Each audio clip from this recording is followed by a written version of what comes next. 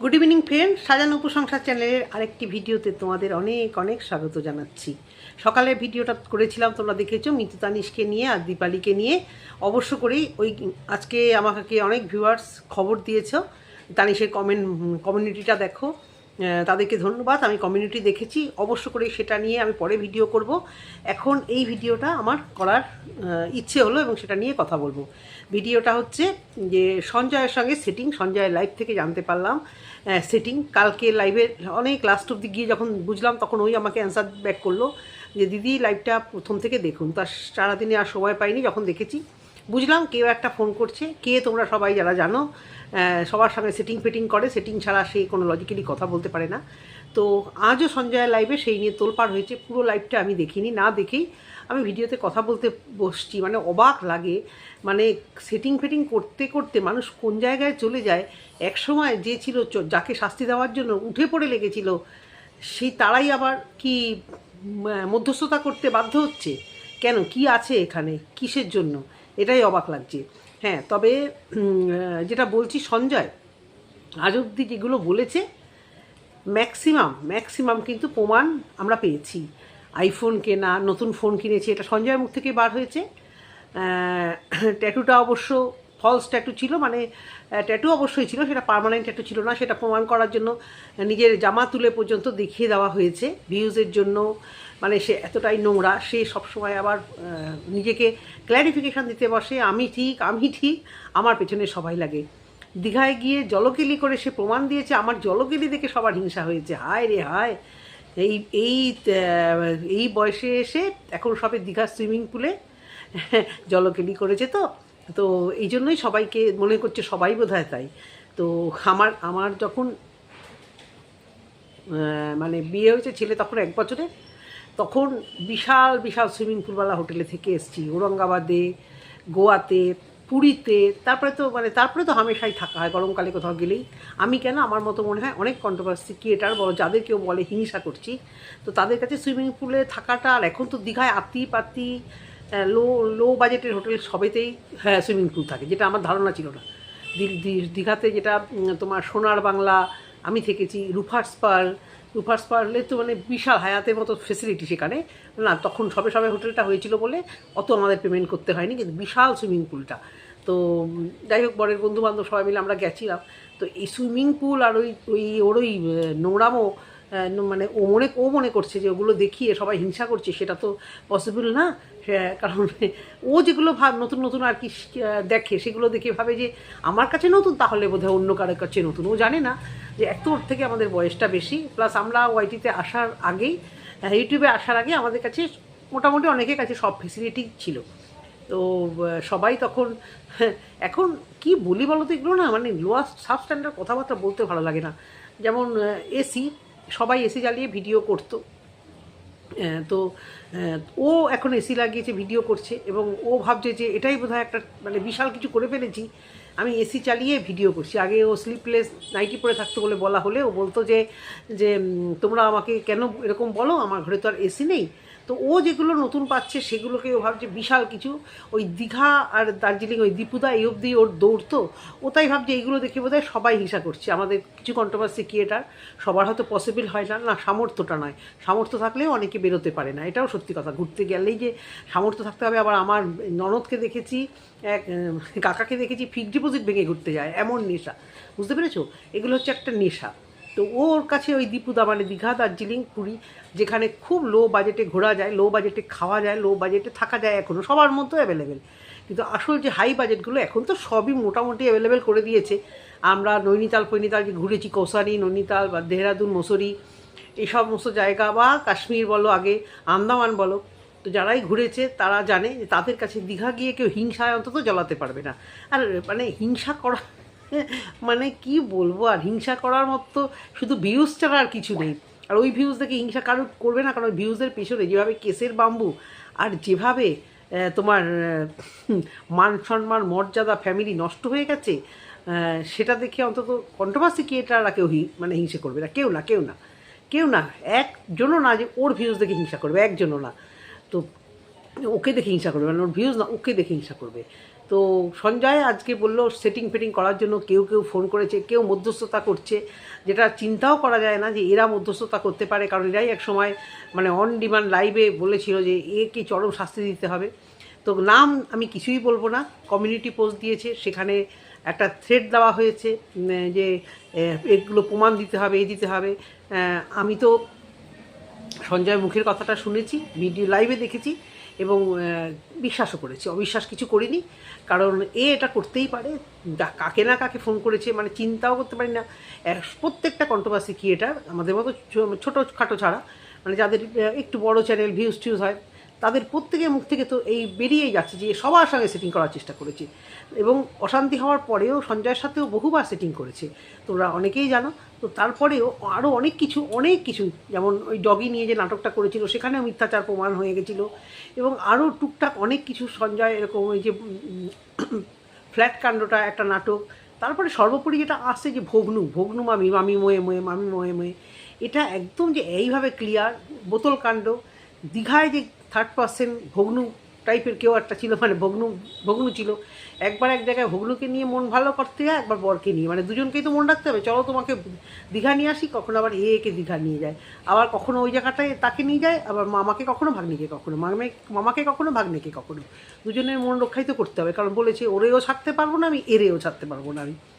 তো সেই দীঘাকাণ্ডেও আমারও একটু ডাউট হচ্ছিলো, কিন্তু তারপরে প্রমাণিত যে সেখানেও কেউ ছিল, কল যেভাবে আমরা দেখতে পেয়েছি, কারুর লাইভে দেখতে পেয়েছি, শুনতে পেয়েছি যে সেখানেও একজন কেউ ছিল এবং সেখানে গিয়ে পুরো ব্যাপারটা সিরিয়াস হয়েছে, ডেসপারেট হয়েছে, ওখানে দীঘায় গিয়ে এমন কিছু হয়েছে যে সেদিন থেকে আর ছাড়তে পারছে না, একদম সিরিয়াস হয়ে গেছে, সবই তো আমরা প্রমাণ পেয়েছি। এবারে প্রেশার করা হচ্ছে সঞ্জয়কে, প্রেশার করা হচ্ছে যে ও যে ঘুরেছে, ও যে গেছে তার প্রমাণ দিতে। তা যাই হোক, সঞ্জয় প্রমাণ দেবে কি না দেবে পুরোটাই সঞ্জয়ের ব্যাপার, কিন্তু আমি যেটুকু বলছি যে প্রমাণটা সঞ্জয় এতদিন পর্যন্ত যেটুকু দেখিয়েছে ঠিক লেগেছে বলেই আজকে সঞ্জয় যেগুলোই ওর ভিডিও থেকে প্রমাণ দিচ্ছে বা যেগুলোই কল রিভিল করছে সমস্ত ভিউয়ার্স তথা ক্রিয়েটার সবাই কিন্তু ওটাকে বিশ্বাস করেছে। তো এইটুকু গেল এই পার্টটা। সেকেন্ড পার্টটা আসছি মারুকে নিয়ে। মারুর আজকে ভিডিও দেখলাম, ভিডিও মোটামুটি দেখি, কিন্তু আমি মারুকে নিয়ে সেভাবে কন্টেন্ট করি না। আর সম্ভবত ওর যে বিয়ে, ওর মাকে দেখা গেল, দেখা গেল বলেছি না, আমি সেরকম কন্টেন্ট ক্রিয়েটার নই যে আমাকে নিজেকে জেতার জন্য, নিজের ভিউজ বাড়ানোর জন্য, নিজের টাকা পাওয়ার জন্য কারোর বিশাল ক্ষতি হয়ে যাক, এটা আমি কখনোই করতে পারবো না। কখনোই আমি ওইভাবে জয় হতে পারি না গলা উঁচু করে যে দেখো আমি সত্যি বলেছি কিন্তু অন্য লোকের ক্ষতি হচ্ছে। আজকে মারু আমি জানি যে বিধর্মীতে বিয়ে করেছে, একটা অন্য ধর্মে বিয়ে করলে বিভিন্ন রকম প্রবলেম আসে। ওর বারবারই আমি তখন প্রথম থেকে বলতাম যে ওর মা আসছে কি যাচ্ছে। হ্যাঁ, মারু প্রচণ্ড মিথ্যে কথা বলে ভিডিওতে, বরের ছ্যাবলামো, মারুর মিথ্যে কথা বলা, নাটক করা, মানে যেন বাচ্চা একমাত্র ওরই হচ্ছে, ওরই কষ্ট। সত্যি কথা বলতে কি, মানে এই বাচ্চা কি বলা উচিত না, যার যেমন সে খেতে পায়, এই পেটে থাকতে খাওয়া যায় বাবার, এই বাবা দিনে মনে হয় 18বারও বমি করেছি, আমার রেকর্ড আছে। গাড়িতে উঠলেই বমি, মানে যে মেয়ে সারা দুনিয়া গাড়ি চড়ে ঘুরে বেড়ায় সেই গাড়িতে পা দিলেই বমি করতাম, এখান থেকে বেরোলেই বমি, বাড়ি থেকে বেরোলেই বমি, মানে সারাদিন। যাই হোক, কিচ্ছু খেতে পারতাম না, ছেলের বেলা বিশেষ করে, মেয়ের বেলাও প্রথম দিকে কিচ্ছু খেতে পারতাম না, পরের দিকে খেতাম মোটামুটি, তাও মানে ওই আর কি এইভাবে। মানে ওর সত্যি ওকে দেখে আমি অনেকেরটা শুনেছি, আমার যাও নাকি সব কিছু খেত। আমি আমার বড় বৌদিকে দেখেছি যে ভালোই খাওয়া দাওয়া করতো, আর এটা তো ভিডিওতে দেখতে পাই, মানে কোনো রকম কোনো বাধ্যবাধকতা নেই। আর মানে সত্যি অড লাগে যে ভিডিওতে একবার এই সকাল থেকে চা খাওয়া, তারপরে এই খাওয়া সেই খাওয়া ও দেখাচ্ছে, আর এই নিয়ে কথা হচ্ছেই। ও একটু কম দেখালে তাহলে আর কথা হতো না। মাঝে মাঝে পারিবারিক কিছু নিয়ে এখানে কন্টেন্ট করে, দোষ তো ওর আছেই, প্রচুর দোষ আছে, কিন্তু সমস্ত দোষের মধ্যে আমি যেটা ভিডিওতেও দেখাবে অবশ্য করে সেটা নিয়ে আমরা কন্ট্রোভার্সি ক্রিয়েটাররা কথা বলতে পারি। তার মানে খুঁচিয়ে ওর সংসারে, মানে পারিবারিক, দেখো একটা বিধর্মীতে বিয়ে, কত বছর লেগে যায় সেখানে মানামানি, তারপরে কত রকমের প্রবলেম সেখানে আসে। এখন তো আমার মনে হচ্ছে হতেই পারে হয়তো বাপের শ্বশুর বাড়িতে, হয়তো ওর বাপের বাড়িতে এইভাবে আসা যাওয়াটা হয়তো হতেও পারে যে হয়তো অতটাও পছন্দ না। দেখো, আমরা যারা সন্তানের মা বাবা, আমরা সবসময়তেই চাইবো, আমার ছেলেমেয়েরা সবসময়তেই চাইবো যে আমাদের নিজেদের কাস্টে বিয়ে করুক, নিজেদের ধর্মে বিয়ে করুক, তাই না? সেখান থেকে যদি তারা বেগতিক কিছু করে আমাদের সত্যিই খুব কষ্ট লাগে। বাবা মারা একরকম চায় তো কষ্ট লাগে, কিন্তু করে ফেললে তখন সেটাকে মানতে বাধ্য হয়। আর সেটা যদি মানে বিধর্মী হয়, হিন্দু মুসলিম বিয়ে, মানে এখনও অবধি সেইভাবে স্মুথলি কেউ মেনে নেয়নি, কিন্তু ওর তো মেনে নিয়েছে। হ্যাঁ, ওর ও বাড়িতে গেছে সেটাও বলেছে, এবং ও বলে ভিডিও শুরুতেই বলেছে যে আমি কিন্তু আমার ইমোশনগুলো তখন দেখাতে পারিনি, ক্যামেরা করতে পারিনি, হয়তো পারিনি, সেই জন্য ওকে বলা হচ্ছে যে না মিথ্যে কথা বলছে, মিথ্যে কথা বলছে।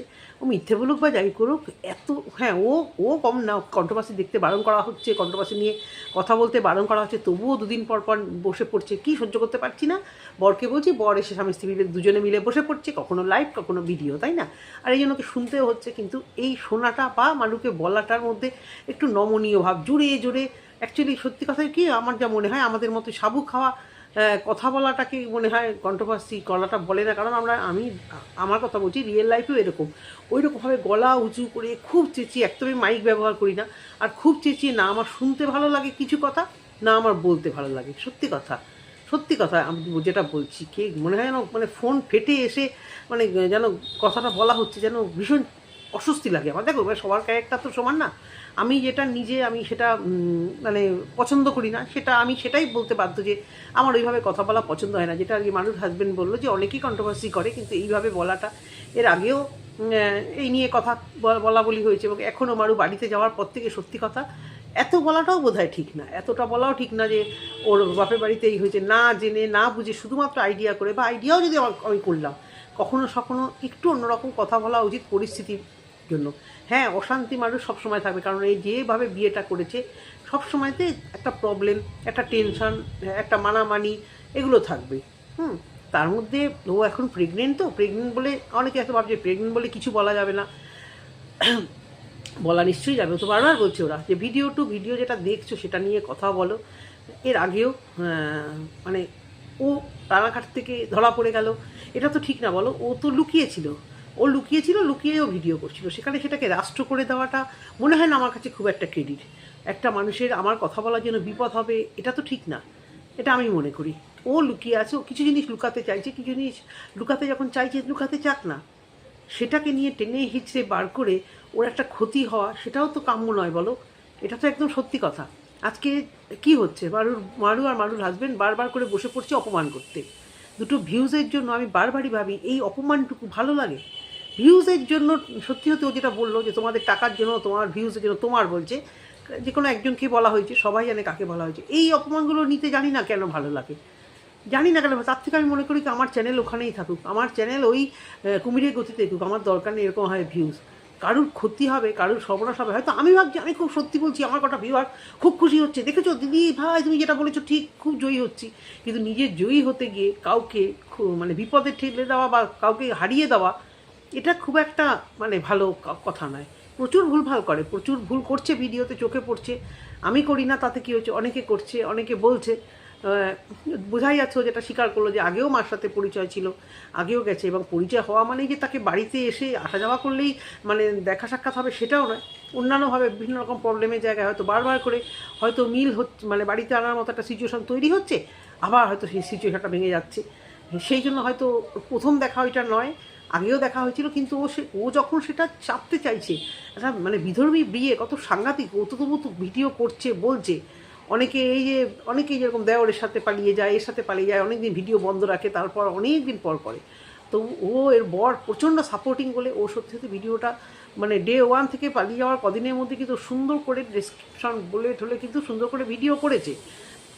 তো সৎ সাহস আছে, কারণ ও জানে যে ও অন্যায় করেনি, ভুল করেনি, কিন্তু কিছু জিনিস ও যখন চেপে যেতে চাইছে, আমার মনে হয় চেপে যাওয়া কি উচিত না?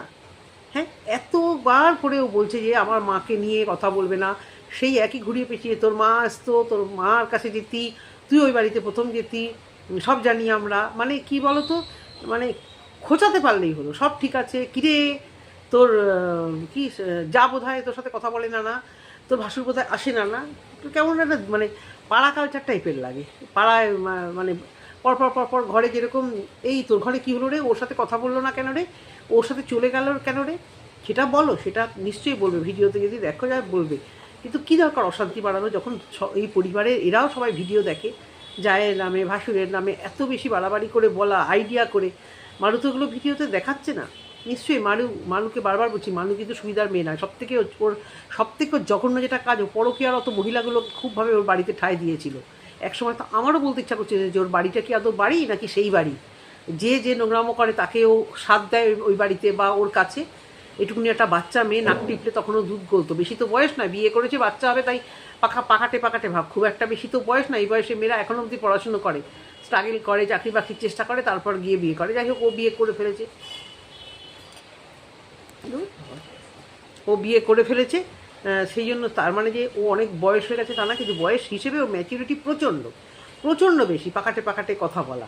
তো সেই জায়গা থেকে ও মানে চ্যানেল দাঁড় করানোর জন্য হোক বা যা করার জন্য হোক, দুটো নোংরা মহিলাকে ওয়াইটিতে সাথ দিয়েছে এবং ভালোভাবেই সাথ দিয়েছে, সেসব তো বলা হয়ে গেছে। কিন্তু এখন এই 1 মাস হয়তো 1.5 মাস হয়তো আর বাকি আছে ওর প্রেগনেন্সি। খারাপ কথা, ও নেশাতে দেখবে, ওকে যতই বারণ করা হয় যে তুমি কন্ট্রোভার্সি দেখবে না, ওই যে একটা নেশা, দেখি আমার সম্পর্কে কী বলছে, দেখি আমার সম্পর্কে কে বলছে। জানো তো, মানুষ যেটা বারণ করা হয় সেটাই দেখবে তুমি, যার দিকে তোমার তাকাতে ইচ্ছা করবে না তার দিকে তোমার চোখটা বেশি পড়ে যায়, যেটা তুমি অ্যাভয়েড করতে চাইবে সেটার দিকে তুমি কিন্তু বেশি করে পড়ে যাবে। ও হয়তো অ্যাভয়েড করতে চাইছে, কিন্তু ওর ফিরে যখন চলে আসছে, ও থাম্বনেল দেখে লোকটাও সামলাতে পারছে না, দেখে নিচ্ছে। তো দেখুক ও যা ভালো লাগে তাই করুক, যতই আমরা বারণ করি কন্ট্রোভার্সিয়াল টপিক দেখবে না, কিন্তু ও তো নিজেই একটা ওর মধ্যে থাকতে ভালোবাসে, সবসময় ভুরুটা কুচকে কেন বললে রে, কেন করলো রে। আজকে দেখো ওর মা কিন্তু বললো যে আমগুলো পচে যাচ্ছে কেন না, অনেক কষ্ট করছি আর আমি সময় পাচ্ছি না। তাহলে ও যদি ওই আমগুলো ফ্রিজে রাখতো তাহলে কি ওর মা বারণ করতো? যেটা বললো, আমার মাকে কোনো কাজ করতে দেয় না, মারা কাজ করতেই দেয় না, কিন্তু প্রেগনেন্সি পিরিয়ডে একেবারে শুয়ে বসে থাকাটাও কিন্তু ঠিক নয়, একেবারেই শুয়ে থাকাটা ঠিক, একটু নাড়াচাড়া হাঁটা এগুলো করা উচিত। তো তারপরে বড় যেটা বললো, আমার এখানে রিল্যাক্স লেগেছে।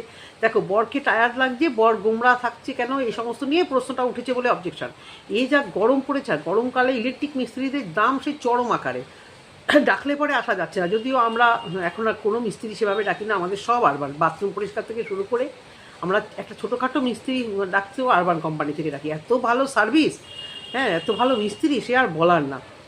তো তবুও টুকটাক মিস্ত্রির জন্য যখন ডাকতে হয় তখন প্রচণ্ড চাপ, গ্রামে গায়ে তো আর আরবান কোম্পানি যাচ্ছে না, তো ওর এখন প্রেশার প্রচণ্ড।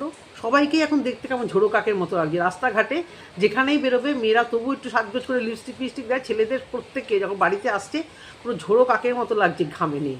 তা ওর বড় ইলেকট্রিক মিস্ত্রি, তার মানে যেখানে যাচ্ছে ইলেকট্রিকের কাজ করতে যথেষ্ট কষ্টকর, ফ্যান অফ করে হোক লাইট অফ করে হোক কাজ করছে। সেই জন্য হয়তো আর ঠিকই তো একটা সত্যি কথা, মানুষ নিজের বাড়িতে স্বামী স্ত্রী যে ছ্যাবলামোটা করবে, শ্বশুর বাড়িতে এসে আনইজি ফিল, সেই উৎফুল্লটা কি করবে মানুষ? বাবা তো মনে হচ্ছে অনুপমের সঙ্গে একটু কমই কথা বলে, একটু গম্ভীরই তো মনে হয় দেখায়, মানুষ সেভাবে ভিডিওতে দেখায়নি। তার মানে আমি এত কিছু ভেঙে, আমার পরিষ্কার কথা হচ্ছে যে ও যেটা চাইছে না ভিডিওতে বলা, যা করতে চাইছে না, আমার নিজের ভিউজের জন্য আমি সেটা নাই বা করলাম কি, তাই না? এটুকুই বলার ভিডিওতে। যদি তোমাদের ভালো লেগে থাকে অবশ্য করে কমেন্ট সেকশানে কমেন্ট করো। টাটা।